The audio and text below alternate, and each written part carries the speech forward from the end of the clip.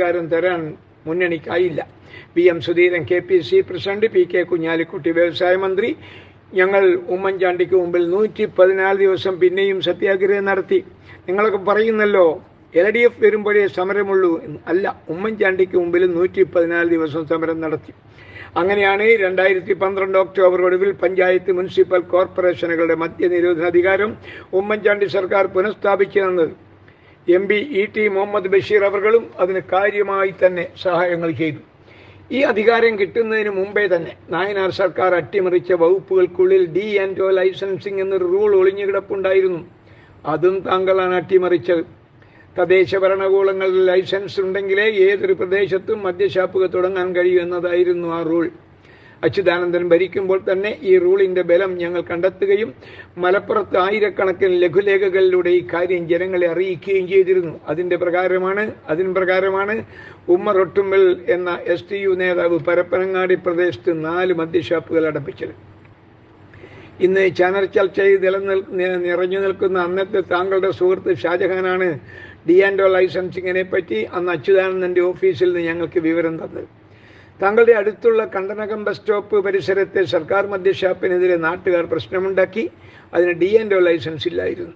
സമരക്കാരെ തോൽപ്പിക്കാനും മദ്യഷാപ്പ് നിലനിർത്താനും അബ്കാരികളെ സഹായിക്കാനും വേണ്ടി പൊതുവെ പരമാവധി ജനങ്ങളെ കുടിപ്പിക്കാനുമായി D&O ലൈസൻസിന്റെ അധികാരം താങ്കൾ ഇടപെട്ട് റദ്ദാക്കി. എന്താണ് സത്യം?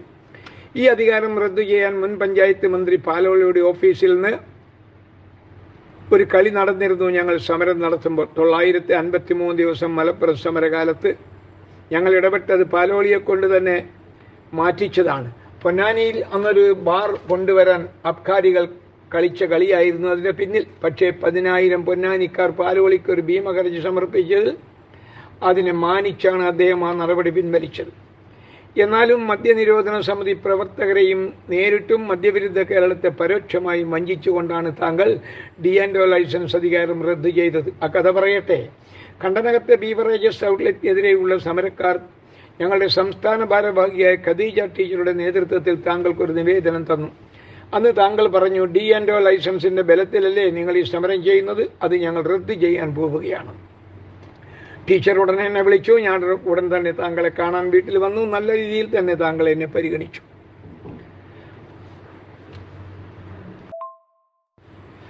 വന്ന കാര്യം അന്വേഷിച്ചപ്പോൾ ഞാൻ പറഞ്ഞത് പണ്ട് എനിക്ക് തന്ന വരം കിട്ടാൻ എന്നായിരുന്നു.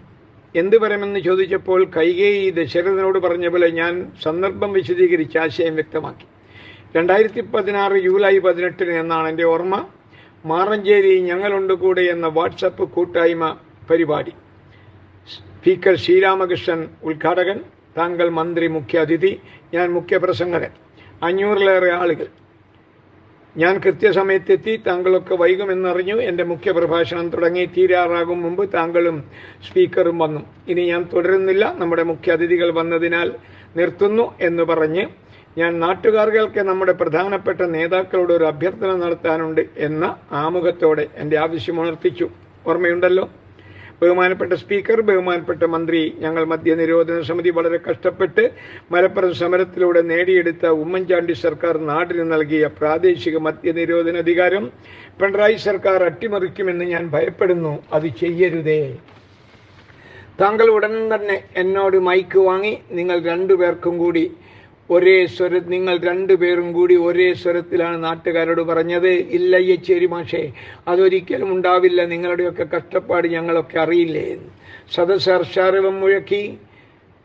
ഞാൻ ഉടൻ റാഹത്തായി റബ്ബേ അൽഹംദുലില്ലാ റബ്ബിൽ ആലമീൻ എന്ന് കൂട്ടിച്ചേർത്തു. വീട്ടിൽ നിന്ന് ഇത്രയും വിശദീകരിച്ചപ്പോൾ താങ്കൾ എന്നോട് പറഞ്ഞു, ശരി, അതുണ്ടാവില്ല മാഷേ. ഞാൻ പത്രത്തിൽ കൊടുക്കട്ടെ എന്ന് ചോദിച്ചപ്പോൾ നിൽക്കട്ടെ, ഞാൻ വിളിക്കാം എന്ന് പറഞ്ഞു. താങ്കൾ മാന്യമായി തന്നെ എന്നെ തിരിച്ചയച്ചു. താങ്കൾ വിളിച്ചില്ല. 2 ദിവസം കഴിഞ്ഞ് ഞാൻ വിളിച്ചു. ഞാൻ നാളെ വിളിക്കാമെന്ന് പറഞ്ഞ് താങ്കൾ ഫോൺ വെച്ചു. അവിടുത്തെ ഡ്യൂട്ടിയിലുണ്ടായിരുന്ന പോലീസുകാരൻ്റെ നമ്പർ ഞാൻ നേരത്തെ വാങ്ങിയിരുന്നു. പിന്നെ താങ്കളെ വിളിച്ചപ്പോൾ എടുത്തില്ല. പോലീസുകാരനിലൂടെ വിളിപ്പിച്ചപ്പോൾ അയാൾ മന്ത്രി അങ്ങോട്ട് വിളിക്കുമെന്ന് പറഞ്ഞു. പിന്നീട് താങ്കളോ പോലീസുകാരനോ വിളിച്ചില്ല. അശ്വമേധയാഗത്തിൽ യാഗാശ്വവുമായി കുതിക്കുന്ന അർജുനന്റെ മുമ്പിൽ നിന്നുകൊണ്ട് അവശേഷിച്ചവരിൽ ഏക സഹോദരിയായ ദുശ്ശള, ഏട്ടാ ഈ കുഞ്ഞിനെയെങ്കിലും ജീവിക്കാൻ അനുവദിക്കൂ എന്ന് പറഞ്ഞ് കരഞ്ഞ രംഗം താങ്കളും വായിച്ചതല്ലേ? അങ്ങനെയായിരുന്നു സാർ 1 ലക്ഷം സഹോദരിമാർക്ക് വേണ്ടി അന്ന് ഞങ്ങൾ താങ്കളോട് അപേക്ഷിച്ചത്.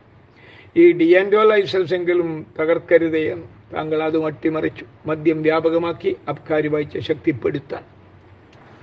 പിന്നീടാണ് 2017 റംസാൻ കാലത്ത് മറ്റൊരു വൻചതി താങ്കളിലൂടെ LDF നടത്തിയത്. തദ്ദേശ ഭരണകൂടങ്ങളുടെ മദ്യനിരോധന അധികാരം പൂർണ്ണമായും അട്ടിമറിച്ചു ഒരു ഓർഡിനൻസിലൂടെ.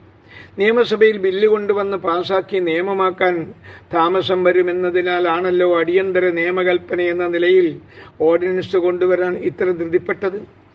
അറിയാം സാർ, തിരുവനന്തപുരത്തെ അബ്കാരി രാജാക്കന്മാരുടെ ചക്രവർത്തി പത്രസമ്മേളനം വിളിച്ചു പറഞ്ഞപ്പോൾ ഞെട്ടിപ്പോയി താങ്കളും പാർട്ടിയും. അന്നത്തെ പാർട്ടി സെക്രട്ടറി കൊടിയേരി ആയിരുന്നല്ലോ.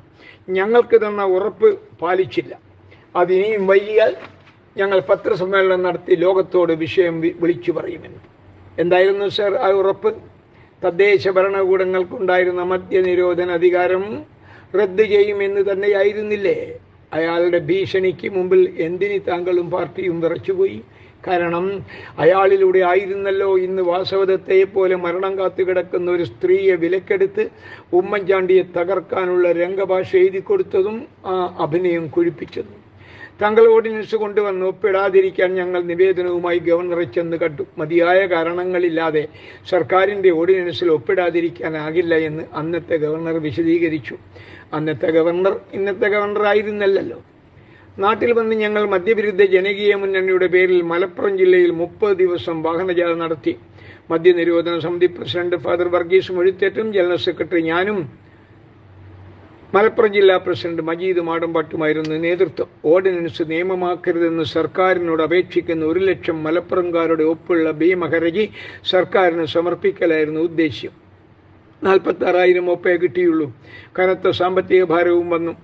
നിവേദനവുമായി താങ്കളുടെ വീട്ടിൽ വന്നപ്പോൾ തിരുവനന്തപുരത്ത് ഓഫീസിൽ തന്നാൽ മതി എന്ന് താങ്കൾ പറഞ്ഞു. നിഷ്കരുണം നിവേദക സംഘത്തെ മടക്കി. നോക്കണം, ഡിയാൻഡോ ലൈസൻസ് അട്ടിമറിക്കരുതെന്ന് 10,000 പേരുടെ ഒപ്പുള്ള ഭീമഹർജി സ്വീകരിച്ച് ആ ആവശ്യം അംഗീകരിച്ച പാലോളി എവിടെ? 46,000 പേരുടെ ഒപ്പ് നിരാകരിച്ച് നിവേദക സംഘത്തെ തിരിച്ചയച്ച താങ്കൾ എവിടെ? അതും പൊന്നാനിയിൽ ഒരു പൊതുയോഗ പരിപാടിയിൽ വരുമ്പോൾ റോട്ട് വക്കത്ത് വെച്ചാണ് ഐലിക്കാട് ഉസ്താദ് ഞങ്ങൾക്ക് വേണ്ടി പാലോളിക്ക് ആ നിവേദനം നൽകിയത്.